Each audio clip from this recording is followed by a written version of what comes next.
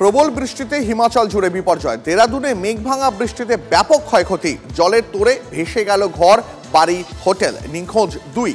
ছবি দেখাবো আপনাদের, পাশাপাশি কথা বলবো আমাদের সহকর্মী কমলেশ আমাদের সঙ্গে রয়েছেন। দেখো, উত্তরাখণ্ডে এবারে বর্ষা শুরু থেকেই একের পর এক বিপর্যয় হয়েছে, কারণ প্রবল বৃষ্টি এবং এই গত কদিনেও ভারী থেকে অতি ভারী বৃষ্টির সতর্কতা ছিল। গতকাল রাত্রেবেলা অল্প সময় অনেক বেশি বৃষ্টি হয়েছে এবং কোনো কোনো জায়গায় 24 ঘন্টার মধ্যে 300 মিলিমিটারের বেশি বৃষ্টি হয়েছে। সেই বৃষ্টি যখন পাহাড় বেয়ে নেমে আসছে, নদীগুলো ফুসছে, তমসা নদীর জল বিপদসীমার অনেকটাই উপর দিয়ে বইছে। বেশিরভাগ জায়গাতেই নদীর জল দুপাশে বিভিন্ন রাস্তার উপর দিয়ে কোথাও কোথাও বাড়িঘর ধরে মধ্যে দিয়ে যাচ্ছে।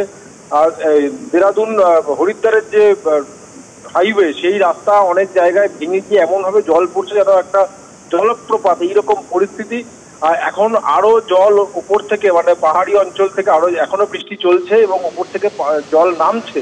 ফলে এই মুহূর্তে, মানে আজকে হয়তো সারাদিনে এই পরিস্থিতি ভালো হওয়ার সম্ভাবনা খুব একটা নেই।